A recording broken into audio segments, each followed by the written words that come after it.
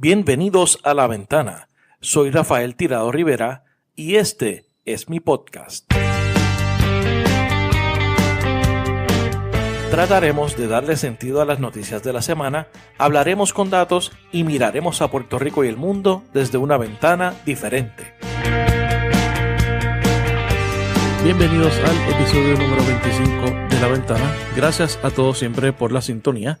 Esta semana hablamos con el licenciado Josué González y la licenciada Johanna Pinet de la American Civil Liberties Union, la ACLU.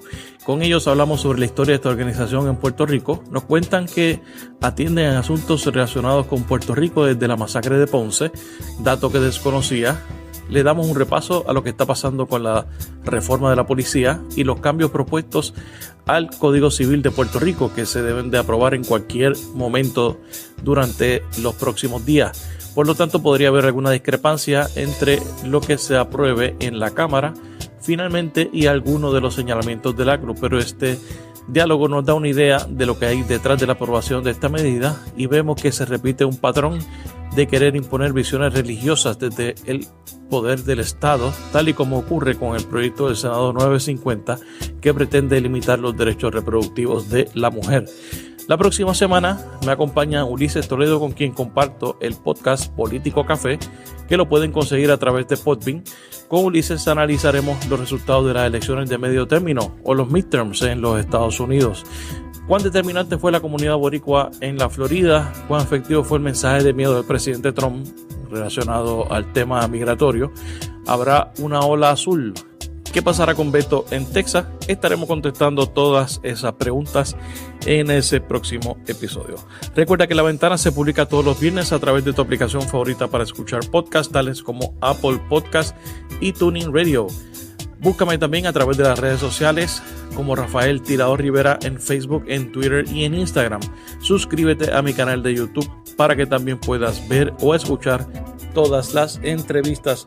Por último, te invito a que sigas y leas mi blog titulado Así las Cosas, que publico los martes a través de elnuevodia.com. La entrada de esta semana es titulada Acabemos la guerra contra las drogas. Ahora los dejo con la entrevista al licenciado Josué González y a la licenciada Johanna Pinet de la ACLU. Licenciada Johanna Pinet, licenciado Josué González, bienvenidos a La Ventana. ¿Qué es la American Civil Liberties Union? Sí, la American Civil Liberties Union, que en español se le conoce como la Unión Americana de Libertades Civiles, es una organización que tiene su sede en la ciudad de Nueva York, que se dedica a proteger y adelantar los derechos civiles y las libertades civiles y los derechos humanos de todas las personas que viven dentro de la jurisdicción de los Estados Unidos. Y para eso pues se llevan casos en los tribunales de distintos temas de derechos civiles, se hacen o se coordinan esfuerzos educativos a la comunidad para que conozcan sus derechos y sepan cómo reclamarlos. Se hace trabajo investigativo sobre, pues, se detecta, ¿verdad?, algún patrón y práctica que va más allá de casos individuales que se puedan documentar. Pues nosotros pues también nos encargamos de hacer investigaciones a esos efectos para promover una política pública que corrija alguna deficiencia en lo que tiene que ver con derechos humanos y civiles. Y además de eso, pues hacemos acercamientos a la legislatura mediante trabajo de cabildeo o presentando ponencias sobre asuntos de interés de la ACLU o proyectos legislativos que toquen o de alguna manera impacten derechos de las personas. ¿Desde cuándo está la ACLU en Puerto Rico?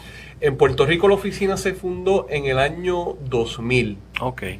Pero lleva desde principios de siglo operando en Estados Unidos. De hecho, la primera vez que la ACLU tuvo ¿verdad?, hubo un impacto directo relevancia en Puerto Rico fue en el 1937 con la masacre de Ponce. Ah, ¿de verdad? Sí, a raíz de esos eventos se convocó una una comisión para investigar, que se llamó la Comisión Hayes, para investigar los incidentes y evaluar los incidentes de represión contra un movimiento político, que en ese momento era el Partido Nacionalista, que estaba participando de una manifestación que se había coordinado con las autoridades y que iba a ser pacífica, ¿verdad?, con toda la intención de que fuera pacífica, pero culminó en una masacre. Y en esa investigación se elaboró un informe que precisamente concluyó eso, que lo que hubo en Ponce fue una masacre, lo que ocurrió en Ponce fue una masacre. Wow, mira qué interesante. Yo nunca hubiera relacionado la ACLU con la masacre de Ponce. Pues eso es, ahí empezó una relación estrecha con Puerto Rico, pero la oficina como tal, desde donde estamos operando, pues se fundó en el año 2000. En el 2000 establecieron una presencia entonces permanente con en una Puerto oficina, Rico, sí, pero anterior a eso, empezando con la masacre de Ponce, pues el CIA se dieron esfuerzos colaborativos para presentar casos en los tribunales. En los años 60 hubo un abogado criminalista, ahora se me escapa el nombre, creo que es de apellido Amadeo, que pedía la colaboración de la ACLU, o solicitaba la colaboración de la ACLU en lo que tenía que ver con derechos de personas imputadas de delito, para cosas porque a la misma vez eran los años en que se estaba desarrollando en los tribunales federales doctrinas relacionadas ¿verdad?, que expandían y daban más protecciones, particularmente a los acusados de delito, lo que tiene que ver, pues, por ejemplo, las advertencias Miranda, lo que tiene que ver con los registros y allanamientos. Pues eso se estaba desarrollando, esos fueron los años en que se estaban desarrollando esa jurisprudencia, y a través de ese abogado pues también se quiso expandir aquí en Puerto Rico. Luego en los 90 pues hubo trabajos colaborativos en relación con los pacientes de VIH y el discrimen con los pacientes de SIDA o personas con VIH, en que el director pues trabajó de cerca, y la compañera Nora Vargas. Y entonces a partir del 2000 pues ya estamos funcionando como oficina, y ahí pues el resto es historia. Qué bien. Entonces, ¿desde cuándo ustedes trabajan en la ACLU? ¿Desde cuándo están acá? Yo comencé a trabajar en septiembre del 2006. Okay. Yo comencé como estudiante de Derecho, haciendo trabajo voluntario en el 2013, y luego entonces ya como abogada. Sí. Qué bien, o sea, te has quedado aquí. Aquí. Qué bien.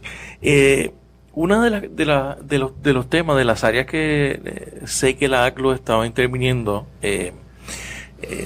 yo estuve, de hecho estuvo de invitada hace poco la Marina Narváez de Kilómetro Cero, y sé que ustedes también, junto con la organización de ella, han estado trabajando el tema de la reforma de la policía, que ese es uno de los temas de las cosas más importantes que están pasando en términos de derechos civiles y en términos de reformas como tal en Puerto Rico. ¿Cuál es el estatus actual de esa reforma? ¿Qué es lo que está pasando? ¿Qué es lo último que está ocurriendo? ¿Y cuáles son las preocupaciones de ustedes? Bueno, en términos de la reforma de la policía, nosotros hemos estado trabajando bien de cerca, ¿verdad? Y pues ha sido uno de los proyectos principales de esta oficina. Desde la documentación, la denuncia y provocar la implementación. Y una vez se provoca la implementación de la reforma, o sea que se firme un acuerdo de reforma, que en gran medida pues se dio por los esfuerzos de denuncia de la ACLU, nos hemos encargado de darle seguimiento, y entonces parte de ese seguimiento es el organizar comunidades, ¿no? Y la invitación y la convocatoria a comunidades para que en este proceso de elaboración de la política pública y la implementación de una política pública policíaca que vaya dirigida a la profesionalización de la policía de Puerto Rico en función de los derechos civiles y humanos de las personas, es decir, que sea una policía respetuosa y protectora de los derechos civiles, pues que se tenga participación efectiva, o sea, que las comunidades pues tengan algo que decir a esos efectos. Y claro, y un poco, ¿verdad? Para que se tenga en contexto que la policía desde el 2013 se encuentra en un proceso de reforma a raíz de un patrón del patrón y práctica institucional de violaciones de derechos civiles y humanos. Y eso es lo que provoca, eso se logró documentar, y al fin y al cabo fue lo que provocó, a base de muchos incidentes que se relacionaron a un problema institucional, se culmina con la reforma. La reforma, pues, comienza hay un periodo de lo que se conoce como capacity building, que es le dicen la capacitación, que es durante los primeros 4 años, los primeros 4 o 5 años, si mal no recuerdo, es que se empiezan a elaborar políticas y documentos que van a dirigir la función policíaca, que dirigen los criterios de los policías antes de actuar con un ciudadano, lo que tiene que ver con reclutamiento, lo que tiene que ver con entrenamiento, o sea, inclusive tecnología, básicamente todas las áreas de la operación de la policía. De la estructura, la parte básica de estructura de la policía. Todo está impactado por la reforma. Y entonces en estos años, en la reforma pues se vislumbra un periodo de 10 años de cumplimiento. O sea, y estos primeros años, pues, en estos 4 años, pues se iba dirigida a la elaboración de esas políticas públicas, de unos planes de cumplimiento para que estuvieran ya esos documentos acordes con la reforma. Ahora viene una etapa de cumplimiento. Para nosotros, bueno, eso es, por lo menos así es como la oficina del monitor de la policía lo proyecta y el mismo tribunal lo proyecta, que a partir de octubre pues empiece el cumplimiento. Para nosotros todo el tiempo fue cumplimiento, todo el tiempo, okay. Y eso es algo que nosotros hemos insistido, ¿verdad? En repetidas ocasiones, que independientemente del proceso de elaboración de documentos y protocolos, la policía tiene que cumplir igual. Tiene que cumplir con los derechos civiles de la gente, ¿no? Sí, tiene que capacitarse, no es cuestión de terminar un proceso, pero entonces vamos a seguir violando. Exactamente, y de hecho es interesante eso que usted señala, porque la Constitución estaba primero que la reforma, o sea, claro. Con reforma no hace falta. Tienen que cumplir con la Constitución, y lo que hace la reforma es facilitar ese deber, ¿no? Y esas funciones que tienen los policías de garantizar la seguridad o ¿verdad? De ser profesionales de la seguridad pública en respeto de la Constitución y en respeto de los derechos de las personas, como está elaborado por la jurisprudencia y por la ley desde hace un montón de años. Claro.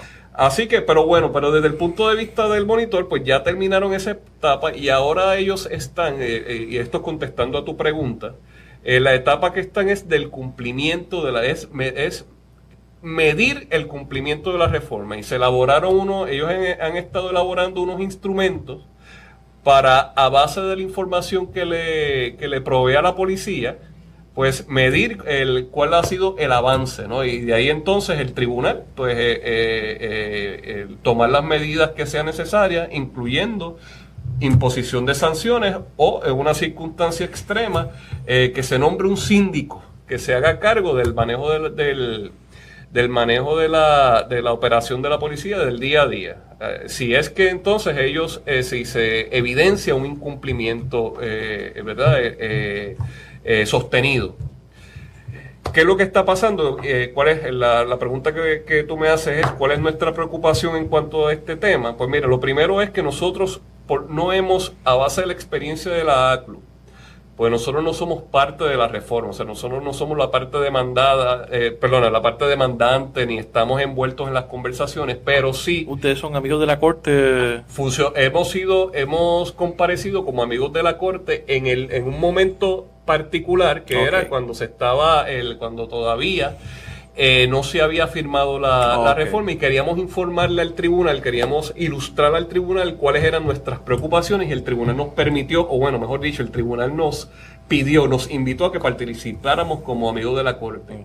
Pero fuera de eso, nosotros no tenemos la misma potestad que tuviera una de las partes en el litigio, en el sentido de pedir órdenes, de estar en las reuniones y de diseñar cuál va a ser cuál van a ser los procesos para garantizar el cumplimiento, excepto que sí, por la información que nos llega a través de clientes, por nuestra participación en eventos multitudinarios, porque nosotros hemos servido como observadores, por ejemplo, en los últimos incidentes del 1 de mayo del 2017 y del 2018, pues tenemos un montón de información que nos que delata, ¿no? En qué estado pues está la reforma, ¿no? Y entonces y además de las querellas que hemos recibido, hoy precisamente antes de venir pues estaba trabajando en apoyo a una mujer transexual que a nuestro juicio pues la policía no hizo su trabajo a la hora de tomar una querella, que eso es parte de lo que se supone que es de los problemas originales, ¿no? Eso es uno de los problemas que la reforma busca corregir, que es dentro de la policía de Puerto Rico, a la hora de intervenir con ciudadanos, se respete la identidad de género en este caso, y que no hay una actitud de discrimen, no importa el grupo que sea. Pero nosotros hemos detectado, y esto es un ejemplo, que esa conducta y esa cultura de discrimen continúa. Lo mismo pasa con lo que tiene que ver con la brutalidad policíaca, la violencia de la policía. Sí, particularmente en contra de manifestantes, siendo eso uno de los eventos que provocó la reforma, que mayor preocupación inspiró, ¿verdad?, a los funcionarios del Departamento de Justicia Federal para presentar la demanda de patrón y práctica, porque si te recordarás, en el 2010 hubo unos incidentes en el Capitolio, hubo unos incidentes en el Sheraton, hubo unos incidentes en la Universidad de Puerto Rico, que lo que reveló fue la represión, o sea, que la policía en Puerto Rico se activa para reprimir manifestaciones, y se activa con violencia. O sea, se invoca la violencia policíaca para reprimir actividades protegidas por la Constitución, y lo que hemos visto es que eso continúa igual o peor. Claro. Con todo, y que ya hay políticas dirigidas a establecer criterios sobre uso de fuerza, sobre uso de agentes químicos, qué hacer cuando la policía se enfrenta con multitudes. Ya todo eso existe. Ahora el problema es la implementación, y eso no ha llegado al policía de la calle, por lo menos en nuestra experiencia, y no ha llegado al policía de la calle porque no hay consecuencias. Todavía no, en lo que tiene que ver con la supervisión, pues todo parece indicar que los policías en la calle, los que tienen contactos con donde están esos puntos de contacto con los ciudadanos, pues creen que pueden hacer lo que les da la gana porque sienten que no les va a pasar nada. Es un problema cultural del ambiente de la cultura en la policía. Eso tiene que ver con años de ausencia de ausencia de herramientas de rendición de cuentas. O sea, ahora pues se elaboraron en escrito, pero en la implementación pues no se ve, porque no es que esté en un papel, es que esté en la mente de los policías, que se convierta ese deber de supervisión, que incluye el pedirle al policía explicaciones, y que si no explica o si se detecta que ha actuado de manera incorrecta, pues que haya consecuencias, pues eso todavía no se ve. Lo otro que nos preocupa en esta etapa es que la información para evaluar a la policía es generada por la misma policía. Okay. Ese es un problema, Sí. porque si un ciudadano tiene un problema con un policía en la calle, pues tiene que ir a la misma policía, que es otro, de esto también hablamos con María, tiene que ir a la misma policía a radicar una querella. O sea, eso no hace sentido. Exacto. La persona es las cabras velando la lechuga. Exacto. Entonces, ¿verdad? El primero que se enfrentan con mucha hostilidad, que todavía nosotros pues lo hemos, todavía nos llega el relato sobre la manera en que los agentes de la policía tratan a las personas al momento de pedir un servicio, inclusive aunque seas víctima de delito, la manera en que la policía te trata, sí, cuando uno le pide un servicio. Que es como si uno fuera culpable de algo. Exactamente. Lo que, aunque sea víctima. Aunque sea víctima de delito, desincentivan el que las personas pues acudan o confíen en la policía para que les resuelva un problema de seguridad. Y no te estoy hablando de derechos civiles, claro. Te estoy hablando de un problema de que si yo soy víctima de robo o de carjacking o de agresión, y yo voy donde un policía a decirle, mire, yo necesito presentar una querella contra fulano, pues yo no tengo la certeza que me vayan a atender con profesionalidad. Eso todavía no se está dando, y tenemos casos que así lo sostienen. Y entonces es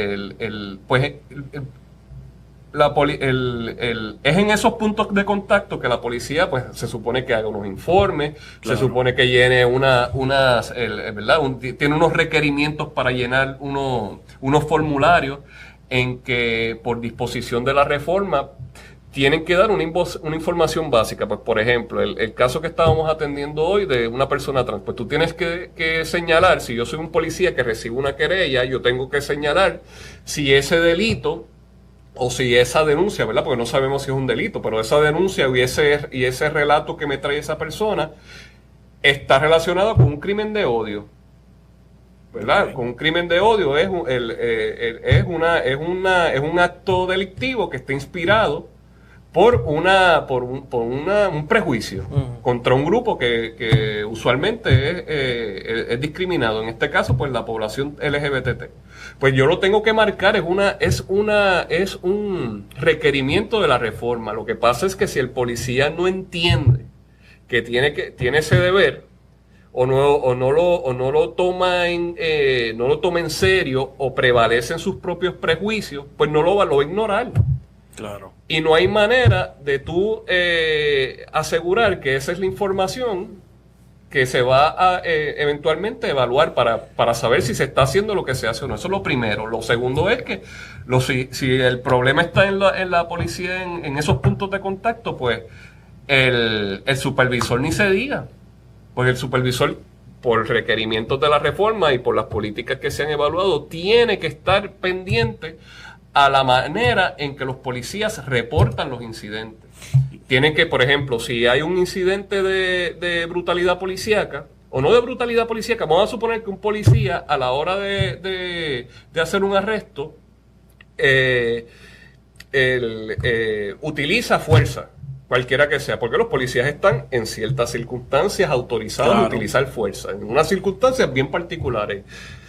Pero mire, él quizás en ese momento no lo va a reportar y pasa por ficha y comete un arresto, si le metió un palo a este individuo o no, y si es justificado o no, pues mira, yo olvídate de eso, vamos a hacer un arresto y ya, y no lo tengo que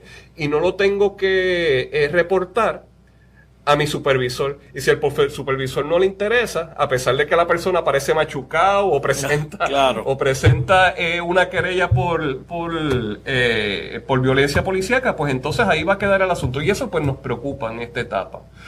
Así que yo creo que BASIC es una de las propuestas que nosotros tenemos, es que se elabore, que se cree un instrumento independiente, una herramienta independiente de rendición de cuentas, el que viene, que hay varios modelos para eso, que es un grupo de ciudadanos independientes al gobierno, independientes a la policía, que se dediquen a evaluar estos actos que podrían ser, dependiendo del modelo que se utilice, pueden ser casos individuales o puede ser que sea una persona independiente evaluando a raíz de todos estos eventos individuales. Lo que haga es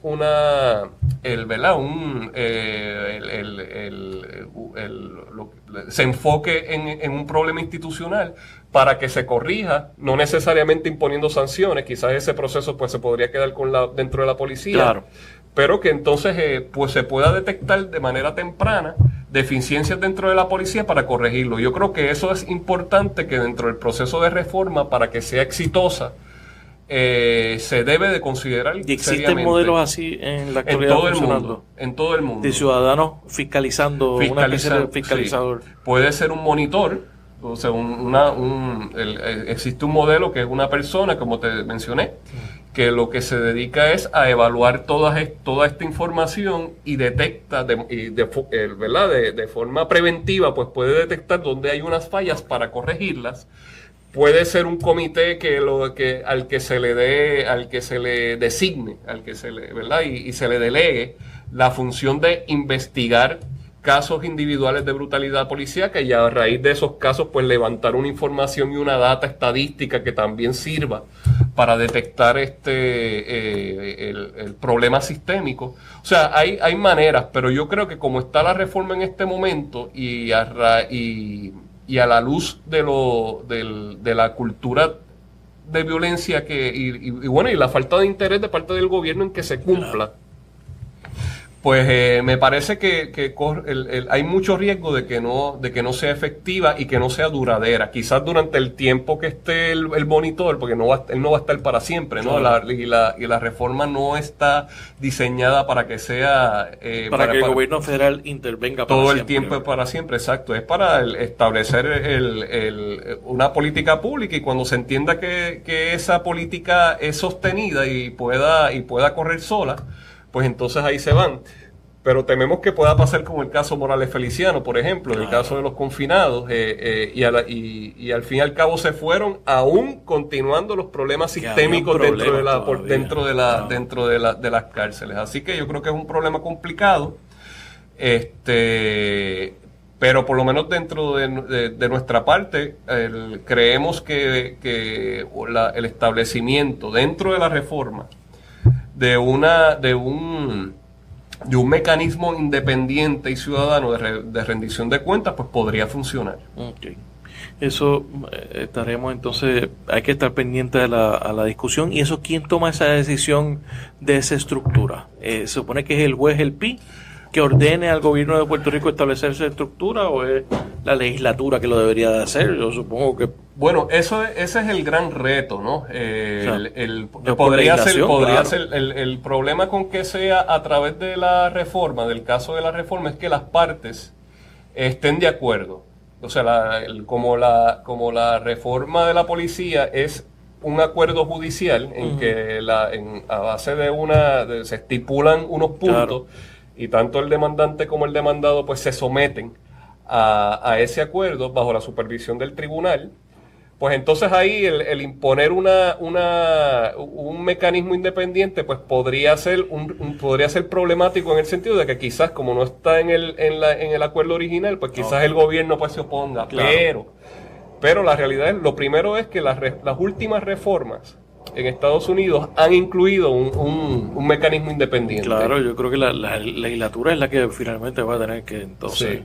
Y lo otro es que el juez, por su misma autoridad, y esto lo vemos los que litigamos casos, lo vemos todo el tiempo, los jueces, pues, aunque no tienen, ¿verdad? No te pueden obligar a que tú estés de acuerdo con algún aspecto para tú someterte voluntariamente, pero sí pueden ejercer presión. Te puede persuadir. Yo creo que en ese sentido, y yo creo que eso se puede hacer. Lo que tú señalas, lo otro es la legislatura. Eso se ha intentado. De hecho, se han elaborado unos proyectos a esos efectos, pero para eso se tiene que tener voluntad política, claro. Pero es otra alternativa. Así que, y como te decía, así que nuestra función en este momento es provocar de alguna manera con cabildeo o ejerciendo presión que se adopte ese mecanismo, y yo creo que se puede hacer. Mientras tanto, lo que hemos estado haciendo es que como no tenemos ese poder, no somos parte de la reforma, claro, y no tenemos, ¿verdad? No podemos obligar a la policía a que adopte alguno de estos mecanismos, pero sí podemos organizar a la gente para eso. Pues por ejemplo, a través de Grucorpo, que eso es una organización, o no una organización, un esfuerzo comunitario en que varias personas y organizaciones pues, interesadas en la policía pues nos hemos reunido para garantizar el cumplimiento de la reforma. Pues creemos que una manera de crear este monitoreo independiente es a través de los mismos ciudadanos, y a través de los mismos ciudadanos o no ciudadanos, las mismas personas, que se orienten y que se eduquen sobre qué hacer cuando interviene un policía. Una cosa que puede hacer una persona es grabarlo. Con monitor independiente o no, pues tú tienes el derecho de grabar a un policía. Y usted tiene una guía creo que he visto en algún momento. Sí, nosotros estamos elaborando unos talleres para divulgarlo en la comunidad y que la misma comunidad sirva de entrenador sobre qué hacer cuando el policía interviene. O sea, si un policía me interviene, yo puedo entonces, en lo que interviene, yo puedo estar absolutamente grabando. Absolutamente. Y eso es esa autoridad que tienen los ciudadanos para grabar a la policía, ese derecho, es el ejercicio de la primera enmienda, el derecho a la libertad de expresión. Y ya han habido unos casos del primer circuito y del Tribunal Supremo que sí lo sostienen. ¿Sabes? Los oficiales de la policía están sujetos a ser grabados en sus funciones oficiales, en sus funciones públicas. Por cualquier persona, y por eso no pueden intervenir, ni pueden meterse en un teléfono, ni pueden arrebatar el teléfono, y si no exacto, y necesitan también una orden y si se quieren meter para entrar al teléfono, pues el Tribunal Supremo de Estados Unidos resolvió hace 2 o 3 años, resolvió que efectivamente necesitan una orden. Y de hecho nosotros estamos trabajando en un caso donde precisamente planteando eso, y 2 de los oficiales que intervinieron ahora mismo están presos. Okay. En ciertas circunstancias podría constituir un delito, más cuando se trate que eso que está dentro del teléfono que el policía te quitó resulta en evidencia en contra del propio policía. Claro. ¿Ve? Pues entonces el policía, para tratar de salirse de responsabilidad y no tener que responder, pues entonces borra o altera el contenido del teléfono. Pues eso es un delito, eso es alteración de evidencia. Claro. Recientemente la policía anunció de que iba a comenzar a grabar a través de cámaras en los chalecos de los policías. Ya ellos emitieron alguna guía sobre eso. ¿Cuál es? Bueno, mira, sobre eso, la ACLU, nosotros hemos endosado esas iniciativas porque entendemos, y aquí pues tengo que ser bien preciso con las palabras, entendemos que las cámaras en los bodycams, en los uniformes de los policías, sirven para monitorear al mismo policía si se utiliza bien. Si la cámara se utiliza bajo unos criterios de uso bien estrictos. Eso nosotros no lo sabemos, porque no hemos tenido acceso en relación con la policía de Puerto Rico, y en torno a ese proyecto no hemos tenido acceso a la política o al protocolo. Si es que existe, ¿no? Si sabemos, es que existe, no sabemos. Yo asumo que sí, porque la reforma exige que que haya una política, pero nosotros no la hemos visto, y que yo sepa, ningún miembro de la comunidad lo ha visto. Creo que está ahora mismo en discusión entre los actores de la reforma, es decir, el Departamento de Justicia, el Monitor y el Departamento de Justicia de Puerto Rico.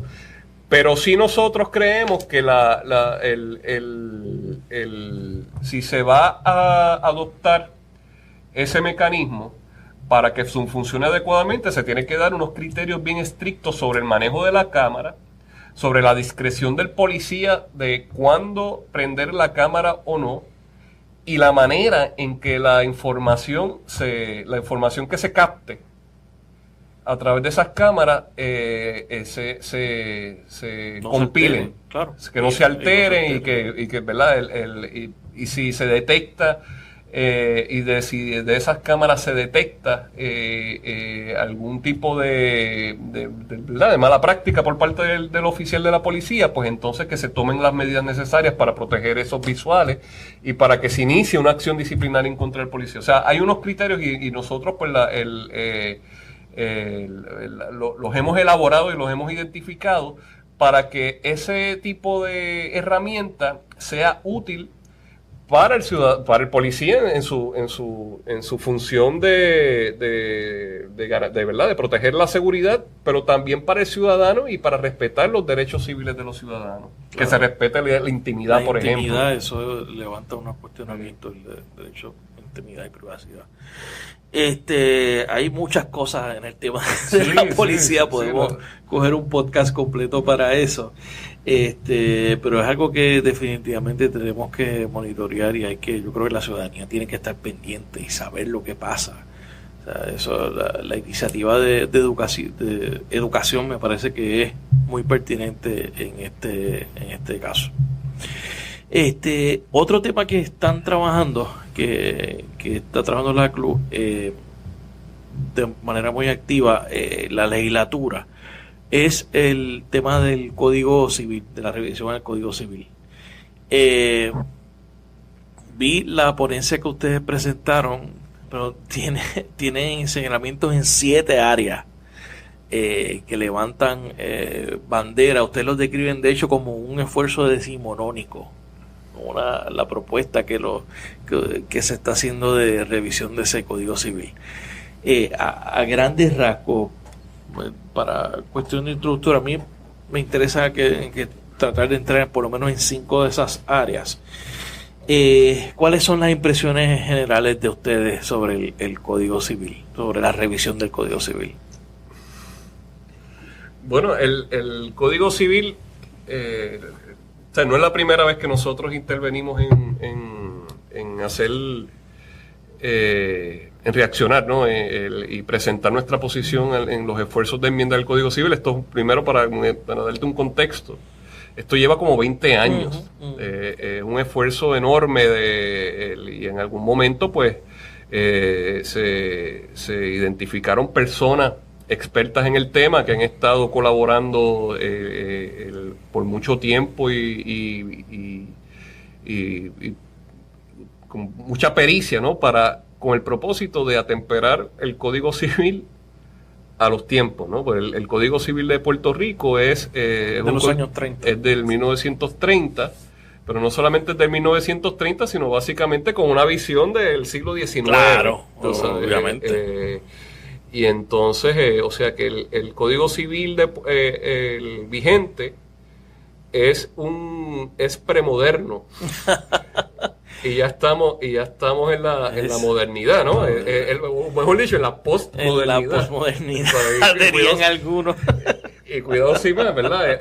O sea, ya hay un debate sobre eso. Inclusive mucho antes de la industrialización, y olvídate de si seguimos hablando de la tecnología, internet, y todo eso, ¿no? Así que es básicamente dirigido a una sociedad agraria, una sociedad con visiones bien autoritarias del gobierno, con una visión paternalista, y el Código Civil, pues nosotros, a nuestro entender, pues después de la Constitución, es precisamente la colección de leyes más importantes, ¿no? ¿Qué es lo que hace el Código Civil?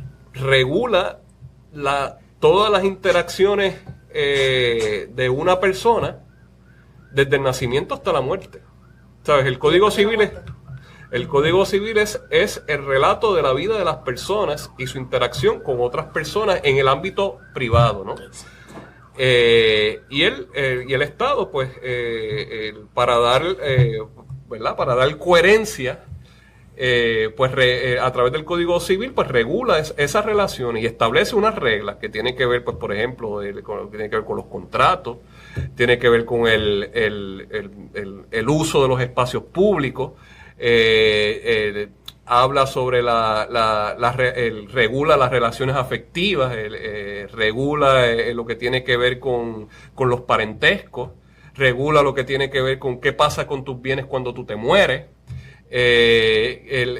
Así que ciertamente es un cuerpo de ley bien complicado, en el sentido de que a través de esas disposiciones que son generales, pues pretende regular prácticamente cualquier transacción humana, ¿no? En la vida de las personas, desde que nace hasta que muere, lo que pasa si un menor de edad pues contrata, qué pasa qué pasa con mis bienes cuando yo me caso, claro, qué pasa con la China si cae en la otra finca. Exactamente, qué pasa con los bienes que yo produzco, qué pasa con las mejoras de las casas, quién paga por eso, cómo se van, cuáles son las responsabilidades del que alquila una casa, cuál es la responsabilidad del inquilino, tú sabes, así que es complicado y tiene que ser coherente. Es decir, si tú de alguna manera alteras lo que pasa aquí y pones una definición aquí, ¿verdad? Por las ideas que tú creas, pues eso puede tener unas consecuencias en lo que tiene que ver en otros asuntos que tú no te imaginabas. Tú defines una persona de una manera, pues entonces estás también alterando, pues, bueno, ¿qué va a hacer esta persona en lo que tiene que ver con contratos? ¿Qué va a hacer esta persona cuando muera? ¿Qué va a pasar con sus bienes? O sea, es complicado y tiene que estar interrelacionado. Así que a mi juicio, ¿verdad? Eso es el Código Civil, pues, tiene que partir de unas premisas. Lo primero es que el Código Civil vigente fue aprobado antes de la Constitución, por ejemplo. Exacto. Antes de la Carta de Derechos. Pues yo creo que ahora es una oportunidad para atemperar el Código Civil a la Constitución. Con la magnífica Carta de Derechos que tiene. Con la magnífica Carta de Derechos que ya, bueno, tiene sus... Pero vamos a tiene sus... Hay que también adelantarla. No, claro, que yo creo que hay que revisarla. Hay que revisarla. Hay alguna gente que dice que esa Constitución no se debe tocar, que es la más avanzada del hemisferio, pues era la más avanzada hace 20 años, yo creo. Por eso, yo creo que ciertamente ya hay que... ¿verdad? Pero nada, para eso están también los tribunales, para también ajustarla a los tiempos y prever hacia dónde se dirigen los derechos civiles, pero yo creo que esto es una oportunidad para eso, y a la misma vez, pues, a través de la experiencia humana desde el siglo XIX hasta el siglo XXI, pues uno poder detectar hacia dónde se dirigen las relaciones humanas, pues por ejemplo, en el reconocimiento de los derechos de la comunidad LGBT, el que se les reconozca el derecho a la intimidad. Pues entonces aquí está lo que está reconocido por la Constitución. Lo que tiene que ver con sus relaciones afectivas. Porque si entonces lo que va a pasar es que si tú no reconoces, y te estoy dando un ejemplo nada más, que es el primero que se me ocurre. Sí, claro. Si tú no reconoces o atiendes hacia dónde van las relaciones humanas, pues lo que tú vas a hacer es un código civil que es impertinente y vas a crear más litigio, porque el Código Civil va a ignorar esas relaciones humanas o esas interacciones entre las personas, las ignora, pues entonces, y no hay nadie que las regule, pues entonces vas a tener más litigio y tú no vas a ir al Código Civil para que te dirija sobre cómo atender esas situaciones.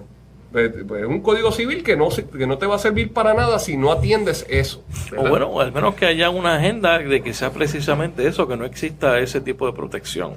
Bueno, pues eso es lo que yo creo que están tratando de hacer. Ese es el punto, ¿sabes? El Código Civil, y ahí voy al principio, el Código Civil tiene que partir de unas premisas. Como te decía, una de las premisas es que en el 1930 todavía no teníamos la Carta de Derecho vigente, la que opera actualmente en Puerto Rico, pero ya la tenemos, pues vamos a revisarla. Pues entonces, si tú partes de premisas equivocadas, pues no te va, o sea, no te va a servir para nada. Lo que vas a crear son más litigios y lo que vas a hacer es un código civil, un intento de revisión del Código Civil para atender las pretensiones de un grupo en particular. Y una de las premisas que debe informar el Código Civil es precisamente eso, que vivimos en una sociedad pluralista. Y eso es lo que debería de abrazar. ¿Perdón? Eso es lo que debería de abrazar, ¿no? Por eso que en el reconocimiento, y así lo dice la Constitución ¿cómo es que le dice ahí? El preámbulo. El preámbulo. Una ciudad que vivimos en una sociedad en que viven muchas personas con muchas ideas, que es diversa, que se ha reconocido la diversidad, pues entonces vamos a hacer un código civil que sea útil para atender las interacciones dentro de esa diversidad. Pues, ¿qué es lo que pasa con la propuesta del Código Civil? Que a nuestro juicio, para mí, y nosotros pues lo analizamos desde un punto de vista particular dirigido a los derechos civiles, o sea, claro. Hay otras áreas, pues, lo que tiene que ver con hipotecas o lo que tiene que ver con, ¿verdad?, con los detalles de un contrato, lo que sea, pues eso pues nosotros no lo atendemos porque eso, hay otra gente que sí lo atiende. Pero en lo que tiene que ver con derechos civiles, yo creo que va dirigido a atender la visión de un grupo religioso particular, o de un sector, no de todo el sector religioso, pero de un sector religioso particular. Que está imponiendo una visión religiosa a través del poder del Estado. A través de para que sea aplicable a todo el mundo, sabiendo que la gente va a seguir haciendo lo que hace. Claro, eso el talibán se ocupaba de que la gente literalmente no siguiera haciendo lo que estaba haciendo, ¿verdad? Los tiraban de edificios a la gente que exacto. Eso le cortan las manos. Bueno, esperemos que no lleguemos a eso, ¿verdad? Pero ahora yo tengo que decir, hay que estar vigilante. Claro, porque eso como son los primeros pasos, pero la realidad es que ahora mismo, pues la Constitución va sobre el Código Civil y la gente va a ejercer sus derechos constitucionales a la intimidad. Va a ejercer sus derechos constitucionales de ser dueños y tomar decisiones sobre su cuerpo, independientemente de lo que diga el Código Civil. Pero entonces lo obliga entonces a irse por lo bajo, otra vez el tema de la desigualdad, el discrimen. Bueno, es por eso yo entiendo que el Código Civil no debe ser una herramienta para discriminar. Creo que no debe ser una herramienta para discriminar. Al contrario, el Código Civil lo que debe servir debe ser pertinente a las relaciones y las transacciones de las personas. Vamos a ver alguna de las áreas en términos de separación de poderes, que es el primer tema que ustedes tocan en la ponencia. Ahí como que tratan de pasar una bola rápida. Sí, conforme a lo que estaba diciendo el licenciado también, pues obviamente uno de los planteamientos que nosotros hemos hecho es que pues si tenemos esta oportunidad ahora, ¿verdad?, de poder incluir estos derechos, de hacerlo pertinente para la sociedad donde vivimos ahora mismo, pues vamos a aprovechar esta oportunidad. ¿Qué pasa? Hemos visto, nosotros estuvimos en las vistas, en donde este mismo planteamiento se ha traído, ¿verdad?, porque quizás no se incluye cierto lenguaje, teniendo la oportunidad ahora de poderlo incluir. Y lo que ha mencionado en varias ocasiones la misma comisión es que pues no es necesario incluir este lenguaje ahora mismo porque hay jurisprudencia que ya lo ha decidido. Así que como hay jurisprudencia, pues no es necesario incluirlo. Pero ¿qué pasa? Esto también se tiene que ver en el ambiente ahora mismo, ¿verdad?, donde estamos y cómo están compuestas las cortes ahora mismo, especialmente la corte en Estados Unidos. Pero cuando entonces también vamos al mismo articulado del código propuesto, vemos en el artículo 2 que están cambiando cómo es que se ve la jurisprudencia. El código actual pues habla de la jurisprudencia como una fuente del derecho, mientras que en el propuesto se habla que va a tener que ser de modo reiterado. O sea que si el Tribunal Supremo decide que el blanco es rojo 3 veces... Lo que pasa es que no sabemos ni cuántas veces. Exacto. Porque de modo reiterado, de modo reiterado, veces, eso ¿tiene algún sentido jurídico o legal? Entendemos que hay otras, ¿verdad? En España hay un artículo parecido, pero realmente ese no ha sido pero no es la realidad acá, no es nuestra realidad jurídica en Puerto Rico, así que no necesitamos que nos tengan, que el tribunal tenga que reiterar eso cuántas veces. Además de que ¿verdad? Se conoce lo difícil que es llevar un caso que se decida por una Corte Suprema, o sea, Claro. no todos los casos de alguna violación, ¿verdad?, a derechos va a llegar a la Corte Suprema. Así que vamos a necesitar que aparezca un caso. Eso es peligroso. Me parece a mí esa frasecita que le pusieron en ese artículo. En el tema de derechos de la mujer. Pues ahí hay mucho. Ahí hay mucho. Hay mucho. Definitivamente todavía vemos que la mujer se sigue viendo como una propiedad. Obviamente habían incluido artículos en donde una mujer embarazada, por cualquier parte interesada, o sea, no solamente de su pareja o su cónyuge o cualquier parte interesada, o sea, que no venir un tío por aquí. Podría solicitar la incapacidad parcial ante un tribunal si esta persona, esta parte interesada, entendía que se estaba poniendo en peligro la vida del nasciturus. Que eso es otra definición bien problemática que encontramos y hemos señalado, no solamente nosotros, sino muchos grupos, incluyendo médicos, incluyendo grupos de mujeres, porque esa definición que han tomado en el artículo sobre, ¿verdad?, quién se considera persona, es bien problemática porque se le está dando unos derechos o cualquier derecho que le es favorable. O sea, tampoco identifica cuáles son estos derechos. Cualquier derecho que le es favorable al concebido. Pero el concebido, o sea, ¿quién es el concebido? O sea, ¿en qué momento está concebido? O sea, esto sería... ¿Cómo quién va a determinar que ya hay, ¿verdad?, que hay una concepción? Sí, ¿verdad? Que es un término religioso que también es un término religioso. Ellos, de hecho, aprobaron el Día del Concebido. También. O sea, todo esto se tiene que ver, ¿verdad?, en el contexto. En las prácticas del Estado. O sea, esto es una barbaridad. Tenemos por un lado, ¿verdad?, el código que nos está diciendo que el concebido tiene derechos. Tenemos el día ¿verdad?, del concebido. También tenemos el proyecto 950, ¿verdad?, que también está restringiendo el derecho al aborto. Así que vemos ya el panorama, y esto no se está dando solamente en un contexto aparte, solamente este artículo, sino que ya estamos viendo cuál es la intención de la legislatura. Claro. Y eso del 950, vamos a hablar ya mismo, a ver por dónde es que anda y cuáles son las principales preocupaciones. Veo también que ustedes levantaron bandera en cuanto a los métodos de procreación asistida. ¿Qué es lo que plantea la revisión? Pues se están prohibiendo. Okay. O sea, lo que nosotros entendemos es que lo mismo, volvemos al principio. Tenemos que reconocer los avances, tenemos que reconocer ¿Qué significa eso en términos prácticos para que la gente comprenda? Bueno, si estamos prohibiendo los métodos o se está, por ejemplo, un tema en particular que se ha hablado y se ha discutido y se ha dicho desde la presentación del código que no se iba a incluir, era la maternidad subrogada. O sea, o vientres de alquiler, ¿verdad? Sí. Que son mujeres que quizás no pueden tener hijos, pero que entonces utilizan otra persona para que sea la que cargue ¿verdad?, el embrión hasta poder, ¿verdad?, hasta el parto. Eso se está prohibiendo.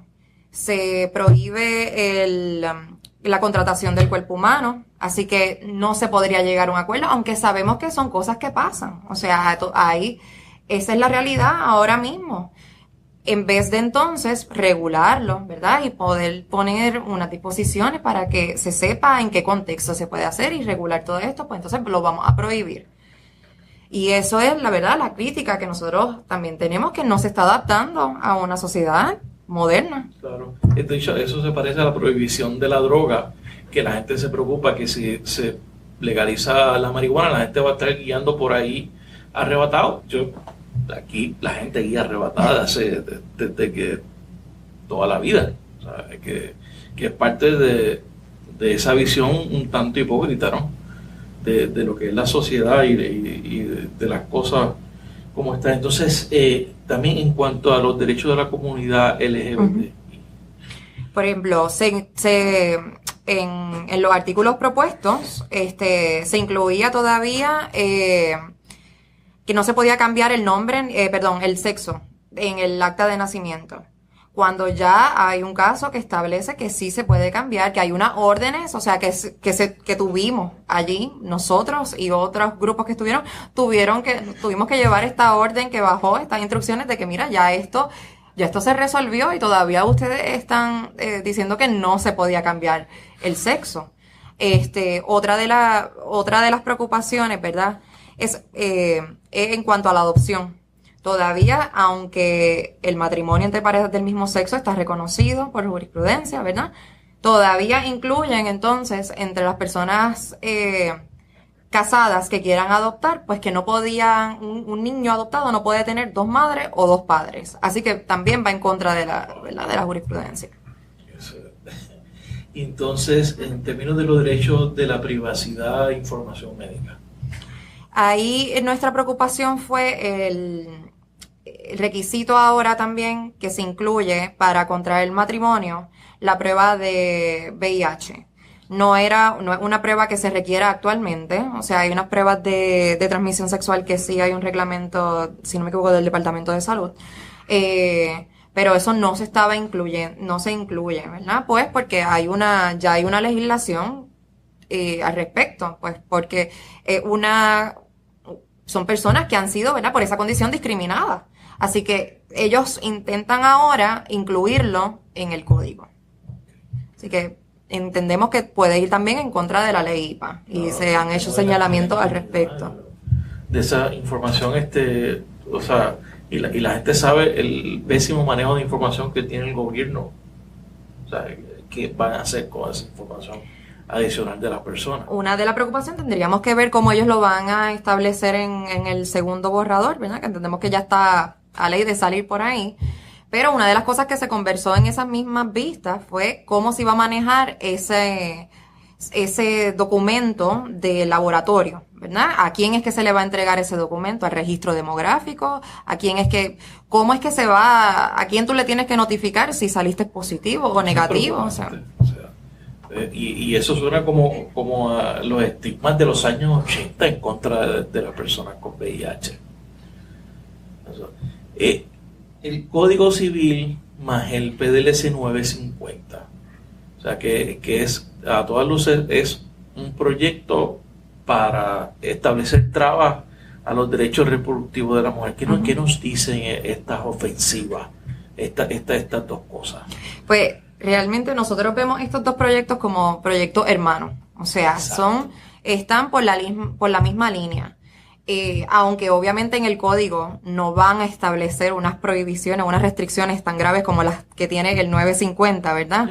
O tan obvias. El 950 criminaliza básicamente la relación entre el médico y el paciente, la paciente. Sí, realmente el 950 es un proyecto que está criminalizando, como muy bien tú dices, el aborto. O sea, hay delitos que conllevan hasta 15 años de delitos graves, o sea, 15 años de cárcel para un médico que realice unos abortos en ciertas circunstancias. O sea, estamos criminalizándolo y lo estamos haciendo completamente inseguro. El proyecto tiene de título la ley para la protección de la mujer y la preservación de la vida. Realmente ahí no incluye nada que proteja a la mujer, la pone en riesgo. Se sabe, ¿verdad? Y esto se ha estudiado. Mientras más sea más ilegal el aborto, más muertes de mujeres van a haber, porque el aborto no va a dejar de existir. La mujer que necesita un aborto por alguna condición médica, porque es la decisión que ha tomado, lo va a buscar. Así que lo que nosotros tenemos que ver es que el aborto sea legal, que sea seguro.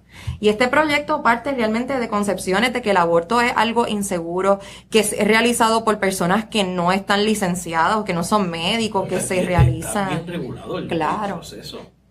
Todas las clínicas de aborto tienen que pasar por unas regulaciones y unos estándares que hay un propio reglamento también del Departamento de Salud que establece, o sea, reglamentos federales, o sea, hay unas regulaciones. Y esto es, ¿ustedes creen que estos son grupos conservadores o de fundamentalistas religiosos empujando su agenda? Yo, definitivamente. Lo único que tenemos que hacer es ver quién propone el proyecto.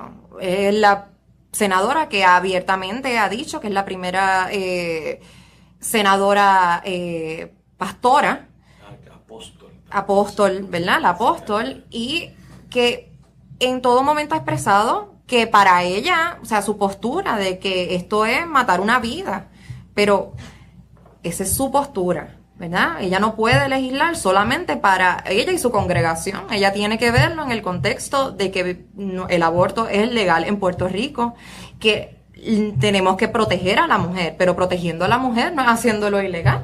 Claro. Entonces, ¿qué les dice esto del ambiente en Puerto Rico? Porque yo sé que la ACLU a nivel nacional, yo escuché una entrevista con el presidente, el director ejecutivo presidente nacional, por el puesto. Ellos plantean que han llegado a un momento en que ellos quieren convertirse en lo que es el NRA para la derecha, para los grupos conservadores. Quiere que sea la ACLU para una visión más liberal, más progresista en términos de derechos civiles y de la gente, etcétera. ¿Cómo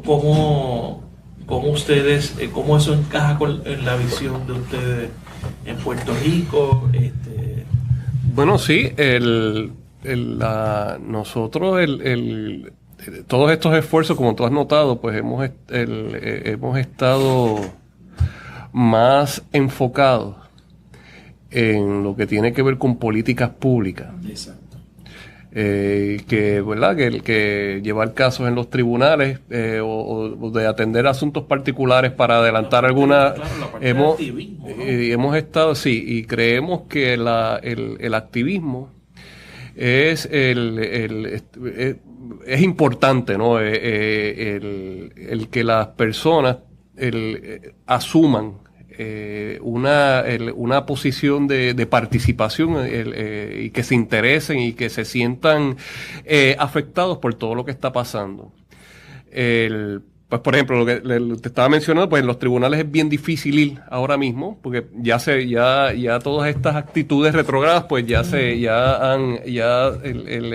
irradiaron los tribunales, además de que por las disposiciones de la legislación, por ejemplo, la legislación promesa, pues los casos de derechos civiles están paralizados literalmente, o sea, no un gasto. Y además de eso se ha convertido en una defensa para el gobierno que los exime de responder por las violaciones de derechos civiles de los mismos funcionarios, incluyendo policías. Así que creo que nosotros, no creo, sino ¿verdad? Nuestro enfoque ha sido más político en ese sentido. Queremos participar de forma contundente en la elaboración de política pública mediante la gestión legislativa. Hemos estado dirigiendo mucho esfuerzo para organizar a las comunidades, más allá de que vengan para acá, te vamos a llevar un caso. Creo que la manera de trabajar, en este momento en que estamos, la organización comunitaria es un esfuerzo importante. ¿Ustedes no tienen la visión de endosar candidatos en su momento? Nosotros nosotros somos una organización no partidista, y eso pues lo evitamos. Ahora sí, hemos hecho señalamientos a candidatos. El último ejemplo fue el del Tribunal Supremo. El candidato al Tribunal Supremo de Estados Unidos, Kavanaugh, hubo una expresión de la ACLU, pues, rechazando esa, por razones, ¿verdad? Que por razones que son evidentes. Pero si va a ser el NRA, van a tener que empezar a entrar en la arena política. Sí, y entonces en otras ocasiones nosotros hace algunos años en estas elecciones, no en las, me parece que fueron las anteriores, hicimos una evaluación de los legisladores sobre sus actitudes en relación con ¿verdad? Con propuestas de derechos civiles o su posición en cuanto a la protección de los derechos civiles y las libertades civiles de las personas, y les dimos nota. La mayoría se colgó, pero así mismo lo hemos denunciado. O sea, tampoco es que nos hemos quedado callados. Esto es parte todo esto es parte de una ofensiva que viene del mismo sitio. La misma nominación del juez Cámara, son los mismos intereses que están empujando en la Cámara el Código Civil, y son los mismos intereses que están empujando también el PDLC 950. Por eso, así que sí, aquí hay como que hay unas reglas del juego que son nuevas. Y nosotros pues tenemos unas estrategias nuevas también, así que pero seguimos, esa es la actitud, seguimos. Bueno, licenciada Johanna Pinet, licenciado Josué González, gracias por estar en La Ventana. Gracias a usted. Gracias por escuchar este episodio de La Ventana. Sígueme en las redes sociales, búscame como Rafael Tirado Rivera en Facebook, en Twitter, en Instagram. La Ventana es una producción de Change Lab Media para Rafael Tirado Rivera. Hasta la próxima.